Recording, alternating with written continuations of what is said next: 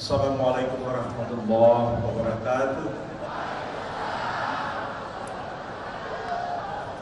Alhamdulillahirabbil alamin. Assalatu wassalamu ala hadran nabiyil karim habibina Muhammadin wa ala alihi wa sahbihi ajma'in. Amma ba'd. Yang saya hormati rekan dan sahabat saya Pak Ahmad Muzani, Sekretaris Jenderal Partai Gerindra yang hari ini hadir mewakili Bapak Ketua Umum Partai Gerindra Pak Prabowo Subianto. Yang saya hormati seluruh jajaran DPP Partai Gerindra, DPD Partai Gerindra, dan seluruh anggota Partai Gerindra yang pada siang hari ini hadir bersama-sama kita di stadion ini untuk mendeklarasikan calon Presiden Republik Indonesia yang kita usung bersama dalam Koalisi Indonesia Maju, Pak Prabowo Subianto. Yang saya hormati rekan-rekan anggota Koalisi Indonesia Maju, rekan-rekan dari DPD Partai Golkar, DPD Partai Gerindra tadi, pengurus Dewan Pimpinan Wilayah Partai Amanat Nasional, saudara-saudara rekan-rekan pengurus dari Dewan Pimpinan Wilayah Partai Gelora Jawa Timur yang hadir pada kesempatan ini, rekan-rekan dari PSI, rekan-rekan dari Partai Garuda, dan yang saya muliakan Ketua Majelis Syuro Partai Bulan Bintang, Bapak Dr. K. Haji Maksud Anhar, Wakil-Wakil Ketua Umum Partai Bulan Bintang, Ketua Bapilu Pak Hilman Indra, Ketua Mahkamah Partai, dan seluruh caleg Partai Bulan Bintang dari 13 wilayah zona 2, dan yang saya hormati juga Dewan Pimpinan Wilayah Partai Bulan Bintang Jawa Timur sebagai Sohibul Wahid dalam kegiatan ini, dan yang sama-sama kita muliakan sesepuh dan senior kita Bapak Jenderal TNI Purnawirawan Agus Tadi, mantan Kasat, tokoh senior yang kita hormati bersama-sama, dan sahabat satu angkatan Pak Prabowo Subianto, Pak Haji Bakri yang juga hadir pada kesempatan ini, Pak Dr. Yanda Zainul Ishaq yang juga salah seorang pendiri Partai Bulan Bintang hadir pada kesempatan yang berbahagia ini. Hadirin hadirat yang saya muliakan, marilah kita bersama-sama menjadikan puji dan syukur kehadirat Allah Azza wa Jalla. Siang hari ini kita berkumpul bersama-sama di Surabaya dengan satu niat yang baik. Kita bersama-sama membulatkan tekad kita, menyatukan hati dan pikiran kita, menguatkan derap dan langkah kita bersama. Hari ini kita di Surabaya kembali mendeklarasikan pencalonan Bapak Jenderal TNI Letnan Jenderal TNI Purnawirawan Prabowo Subianto sebagai calon Presiden Republik Indonesia.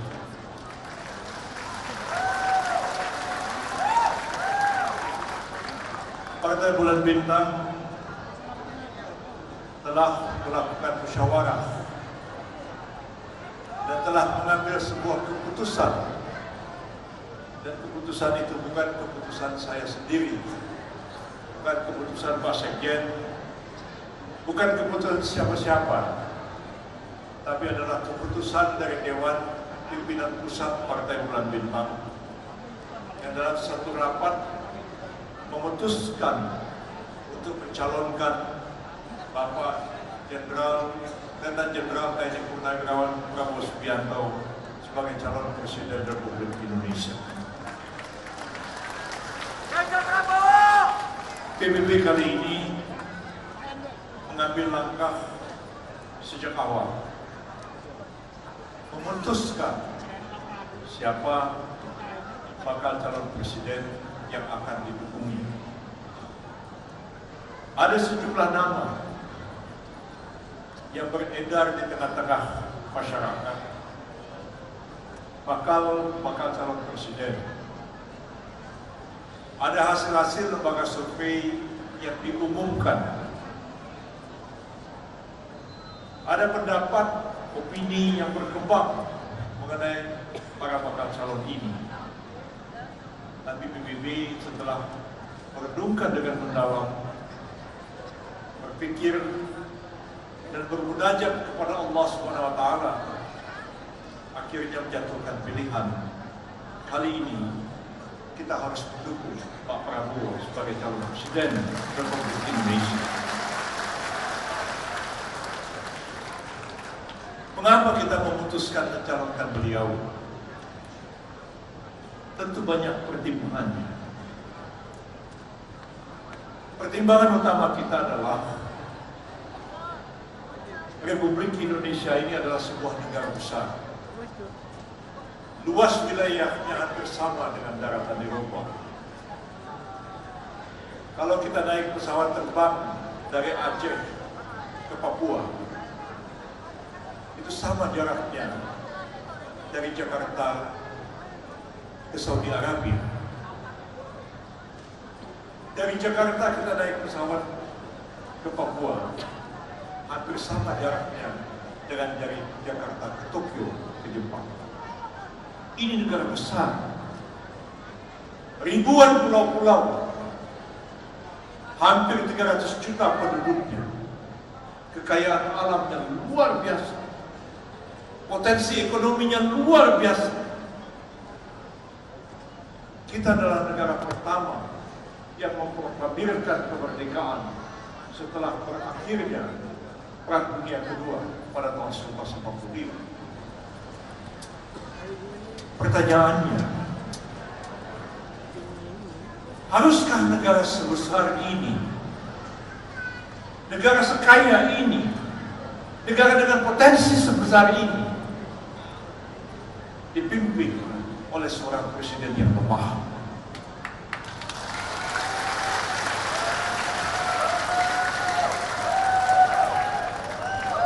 Pertanyaan kita juga,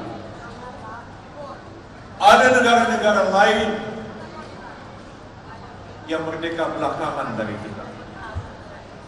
Korea Selatan sebagai satu contoh. Malaysia baru merdeka tahun 1958. Singapura tahun 1963. Begitupun negara-negara Asia, Afrika yang lain. Namun kenyataannya, tidak sedikit negara-negara Asia itu mencapai kemajuan sosial dan ekonomi jauh lebih besar dibandingkan negara kita. Ambil contoh Malaysia. Hampir sama kita dengan Malaysia. Etnik Melayu Asia Tenggara. Bahasanya sama, agamanya lebih kurang sama, mayoritas Muslim, adat istiadatnya lebih kurang sama. Kita merdeka tahun 45, Malaysia merdeka tahun 58. Dulu orang Malaysia belajar kepada kita. Kita kirim guru ke Malaysia, kita kirim dosen ke Malaysia, kita kirim ustaz ke Malaysia, kita kirim dokter ke Malaysia, kita kirim insinyur ke Malaysia. Malaysia mengundang mereka untuk membangun negara itu. Kita dulu mengolok-olok orang Melayu, Intel Melayu, Cowboy Melayu, pokoknya yang jelek-jelek Melayu semua. Apa yang terjadi 20 tahun kemudian? Kemajuan ekonomi Malaysia melampaui kemajuan Indonesia.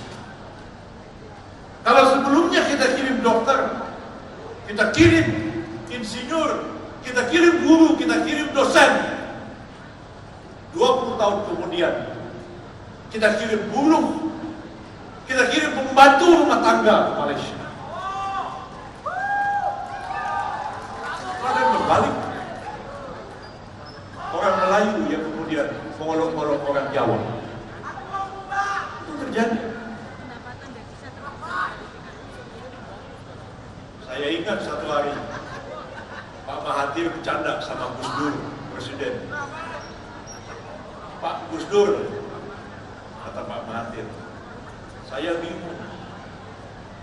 Dulu di Malaysia itu tidak pernah orang hilang kasut, hilang sepatu, hilang sendal kalau pergi ke masjid.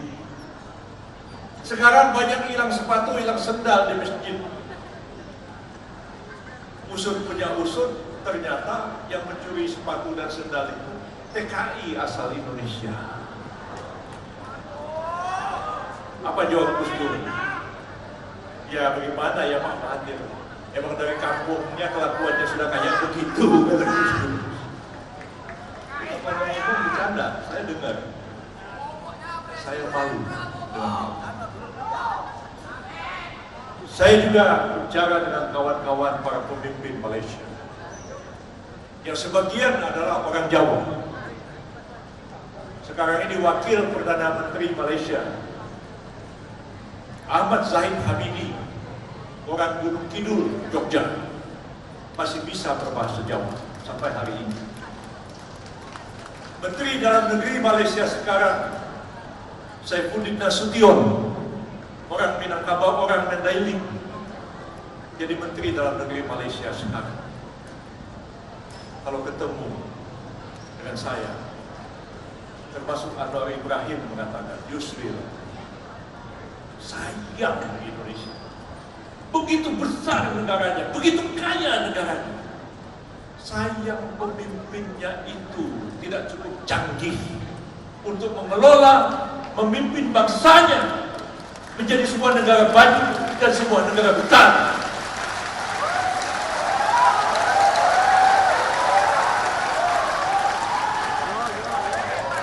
Sekarang ini zaman demokrasi yang sulit untuk dipahami berdasarkan ilmu-ilmu politik yang lama. Saya sekolah bantuan belajar hukum. Pernah saya menulis doktor dalam ilmu politik dan menulis doktor dalam bidang filsafat di luar bidang ilmu hukum yang saya dalami. Banyak teori-teori ilmu politik yang sulit untuk menjelaskan perkembangan politik, dinamika politik, dan demokrasi yang berkembang sekarang ini. Sekarang era teknologi informasi, era digital, era teknologi informasi, era media sosial, yang opini orang itu dapat dibolak-balik begitu mudahnya. Dulu saya belajar ilmu propaganda politik, baca buku-buku Adolf Hitler. Bagaimana membangun politik, membolak-balikkan pikiran orang. Saya bisa membayangkan kalau Hitler hidup di zaman sekarang dengan teknologi informasi yang ada ini, dengan medsos yang ada sekarang ini, tak apa jadinya dunia ini.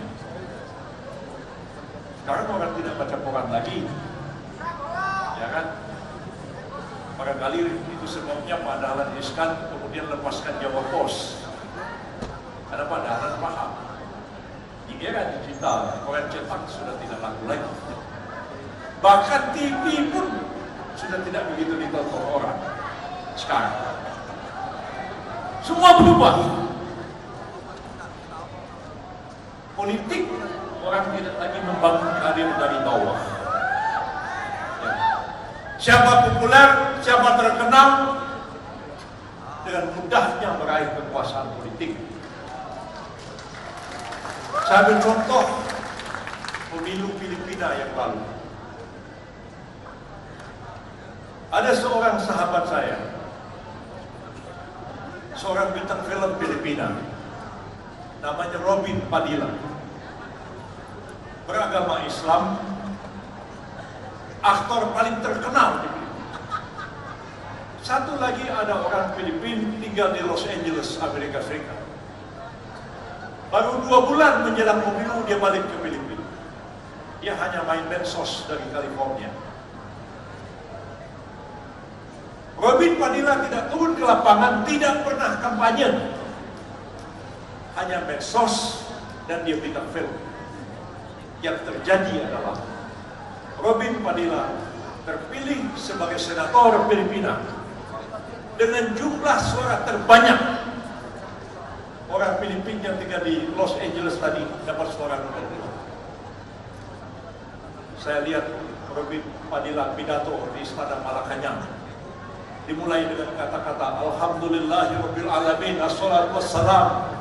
Setelah itu ngomong pakai bahasa Tagalog. Berapa lama kemudian saya bilang sama dia, Bin, jangan-jangan kamu ini besok jadi presiden Filipina. Bisa terjadi seorang Muslim menjadi presiden Republik Filipina di era digital sekarang ini. Dulu mustahil. Saya satu hari ada wakil kepala staf Angkatan Darat Filipina, namanya Letnan Jenderal Rex Pian, datang ke rumah saya, ngobrol dari jam 4. Saya bilang, saya minta maaf, saya mau sembahyang maghrib. Jenderal bilang, saya mau sembahyang juga. Loh, dia bilang, saya ini sebenarnya Muhammad Pian, tapi dibilang namanya Rex Pian. Mengapa saya mengganti nama begitu? Mustahil orang Islam bisa jadi jenderal di Filipina. Paling tinggi cuma kolonel. Ini kawan sudah legend, maka pura-pura jadi orang Katolik supaya bisa jadi jenderal. Tapi dengan medsos sekarang, bisa-bisa orang Islam jadi presiden Filipina. Seperti Robin Padilla bisa menjadi senator dengan suara terbanyak. Di negara kita ini pun bisa aja ada orang yang gak jelas asal usulnya. Main medsos tiap hari, macam-macam dipompakan, dibangun opini, dibangun tim segala macam. Ahok aja bisa jadi gubernur DKI Jakarta, yang sama sekali kita tidak bisa membayangkan itu terjadi beberapa puluh tahun yang lalu. Saya pikir saatnya sekarang kita merenungkan ini. Sebab itulah PBB setelah menimbang-nimbang, sebaiknya memang presiden yang akan datang itu orang yang mempunyai integritas pribadi yang kokoh, punya moralitas yang baik, ya. Kemudian orang itu punya pengetahuan, punya pengalaman dalam mengelola negara. Jangan sembarang orang dicopot tiba-tiba didudukkan jadi pejabat, apalagi jadi presiden. Gimana negara ini mau maju?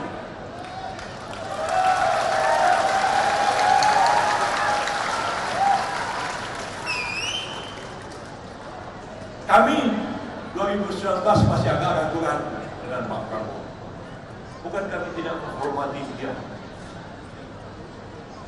Kami sangat menghormati. Tapi tahun 2024 kami tidak ragu-ragu lagi. Sebab Pak Prabowo sudah pernah masuk kabinet dan memegang jabatan kementerian yang sangat sentral dalam struktur kabinet negara kita sebagai Menteri Pemahaman. Artinya beliau tahu persoalan-persoalan dasar yang dihadapi oleh bangsa dan negara kita ini. Ilmu pertahanan itu bukan hanya ilmu perang. Ilmu pertahanan itu adalah ilmu yang integratif, memahami segala aspek kehidupan sosial, ekonomi dan politik bangsa ini, dan terintegrasi dalam ilmu pertahanan itu sendiri. Ke depan kita butuh presiden yang mengerti persoalan-persoalan fundamental bangsa kita ini. Dia mampu merumuskan persoalan-persoalan itu dan dia tahu bagaimana jalan keluar untuk memecahkan persoalan-persoalan ini. Jangan pilih orang jadi presiden terus pelangak pelongo, tak tahu apa yang harus dikerjakan. Gimana? Jangan kita hanya terpikir elektabilitas. Sekarang ini elektabilitas terus. Berapa persen elektabilitasnya? Berapa persen keterpilihannya? Pak Prabowo tahu, jangan pusing sama hasil-hasil survei. Ada NPWP semua. Apa itu NPWP? Nomor pokok wajib pajak. Bukan. Nomor biro wadi biro.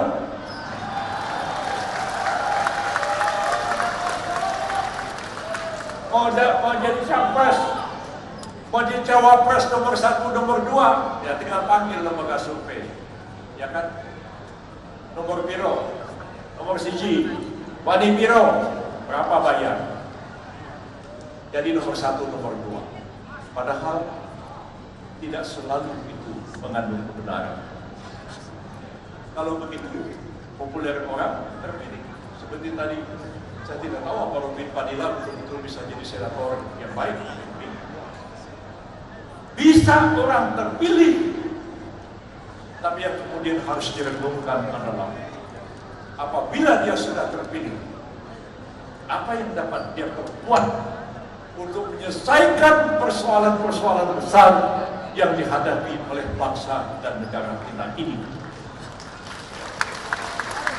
Saya kira persoalan kita itu tetap ada pada persoalan ekonomi, persoalan sosial, stabilitas politik, dan persoalan hukum yang berat sekali di negara kita ini.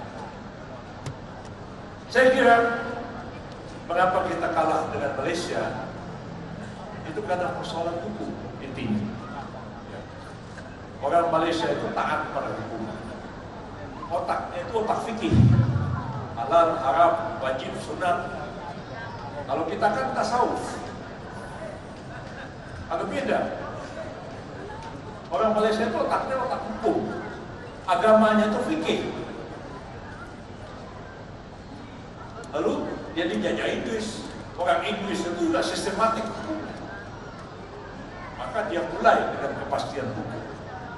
Di negara kita ini, kepastian hukum sangat mahal dan sangat langka. Termasuklah program Pak Jokowi sekarang ingin memindahkan ibu kota ke Kalimantan. Pak Jokowi bilang sama saya, Prof bantu ya, tangani persoalan hukum PKN. Baik Pak Presiden, boleh saya kira. Datanglah orang-orang ke saya. Pertanyaannya dua, kepastian hukum dan kepastian politik. Pak Yusril, ini kok PKN ini bilang kita bisa tanah pakai 100 tahun. Tapi ketika datang ke BPN bilang nggak bisa. Ini nabrak undang-undang pokok agraria. Centang perenang hukum, berantakan satu dengan yang lain. Kalau tidak ada kepastian hukum,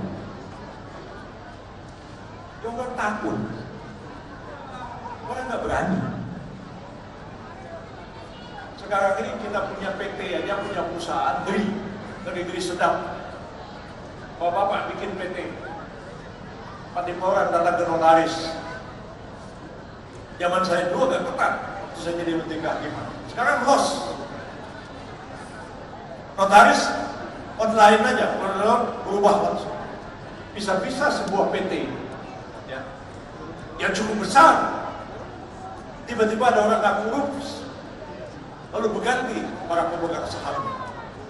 Datang ke notaris, langsung berubah di Kementerian Hukum dan HAM. Kalau ditanya, kok kita nggak pernah urus? Ini kita nggak tahu. Ini kan semua online. Kalau Anda nggak puas, ke pengadilan. Begitu dua pengadilan, 5 tahun belum selesai sampai ke mahkamah. Kalau negara tidak ada kepastian hukum, orang nggak berani. Sekarang ini kita punya rumah, misalnya saya punya rumah warisan dari bapak saya. Bapak saya punya sertifikat rumah itu tahun 62 sampai sekarang. Sudah berapa tahun tuh? 62, sudah 60 tahun sampai sekarang.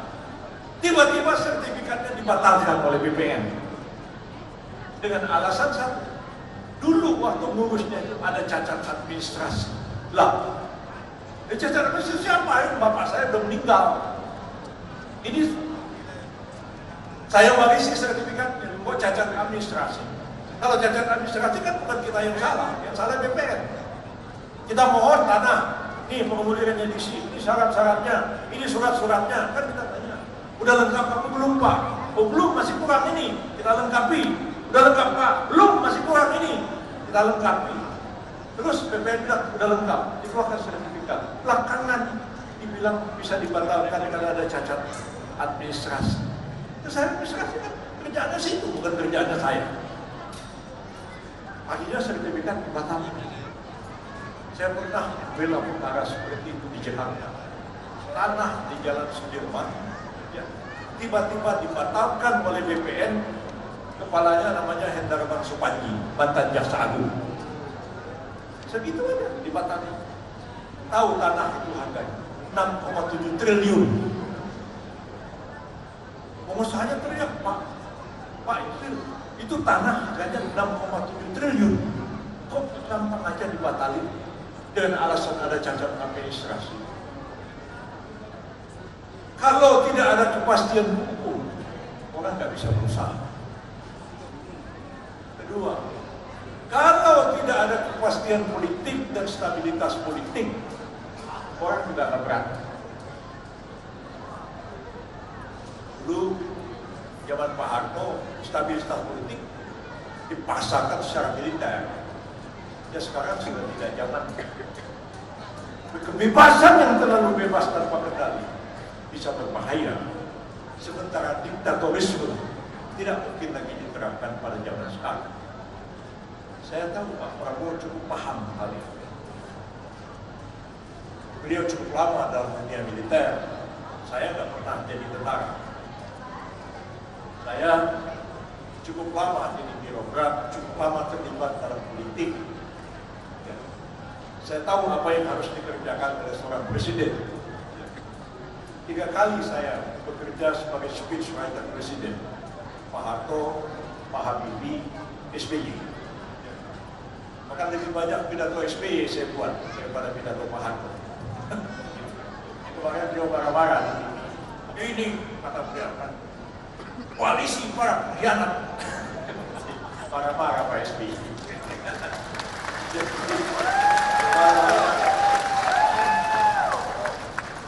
Saya kira, saya tahu apa yang harus dilakukan oleh seorang presiden. Dan saya lihat Pak Prabowo itu mampu melakukan. Kalau nanti beliau memilih pembantu-pembantu beliau yang juga memang orang yang mampu, kan? Jangan nanti mengulangi yang lalu. Nanti partai-partai dikumpulkan, ini menteri partai ini ya, menterinya 3, ini partai ini 2 ya, partai ini 4. Nanti namanya siapa? Bawa sini ya.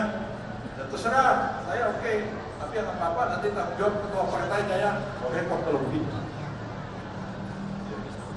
Saya yakin Pak Prabowo tidak akan melakukan itu. Kapabilitas seseorang penting. Ya. Kedekatan dengan partai perlu dipertimbangkan. Kombinasi di antara keduanya itu akan membangun satu pemerintahan yang kuat dan stabil. Karena itu saya berkeyakinan kita tidak salah memilih beliau. Mudah-mudahan dia menang. Dan kita sudah dukung dari awal. PBB ini partai modernis. Ya. Partai modernis itu gampang ditebak orang langkahnya. Karena partai modernis itu terlalu kuat dia memegang etika politik, ya. Terlalu lurus pikiran, jadi gampang ditebak. Insya Allah PBB ini tetap istiqomah dengan Pak Prabowo Subianto.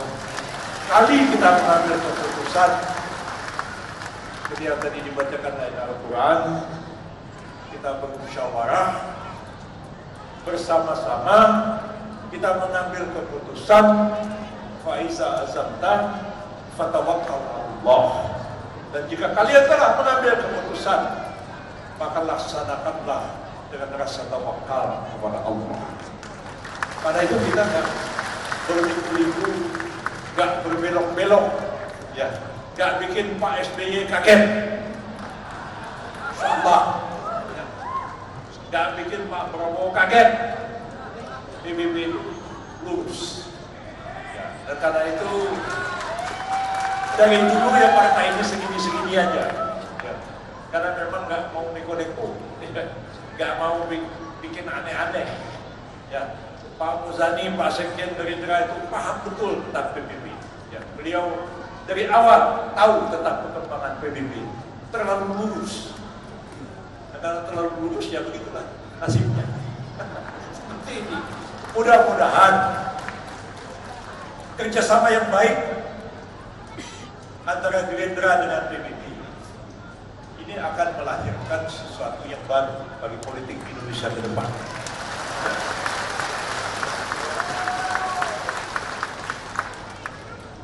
Perpaduan antara nasionalis dan Islam modern.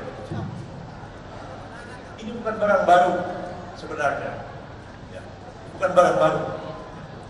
Mengapa saya bilang bukan barang baru? Di zaman dulu, tahun-tahun 50-an, itu terjadi kerjasama yang erat antara Masyumi dengan PSI. Bukan PSI yang sekarang. PSI, Partai Sosialis Indonesia, dipimpin oleh Sultan Syahrir. Kabinet kita merdeka di awal kemerdekaan itu umumnya kabinet Syahrir 1, 2, 3. Anggota-anggotanya orang Masyumi. Perdana Menteri Syahrir, menteri-menterinya Muhammad Nur, Syamsuddin, Natsir, Masyumi.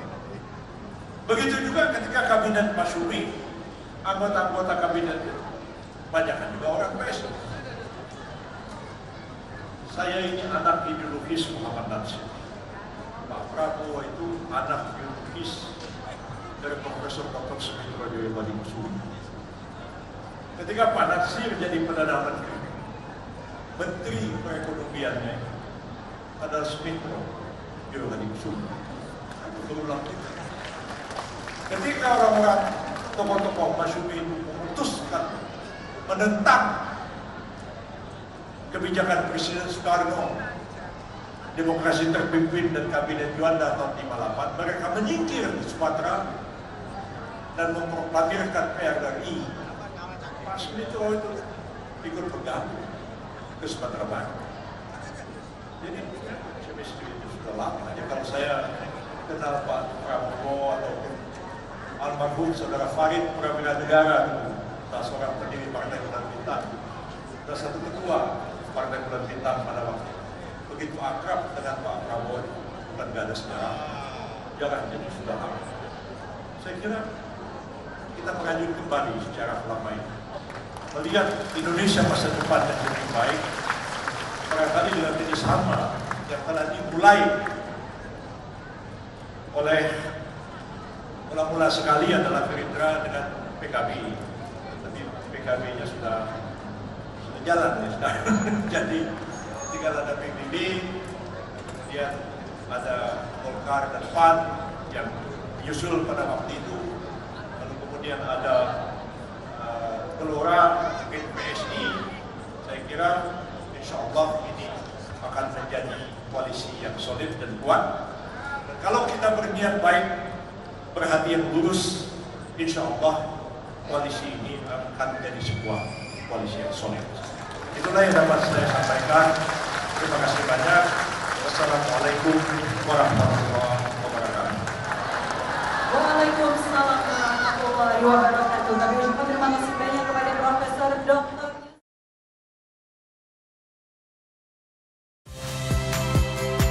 Saya Valentina Sitorus. Saksikan program-program Kompas TV melalui siaran digital, pay TV, dan media streaming lainnya. Kompas TV, independen, terpercaya.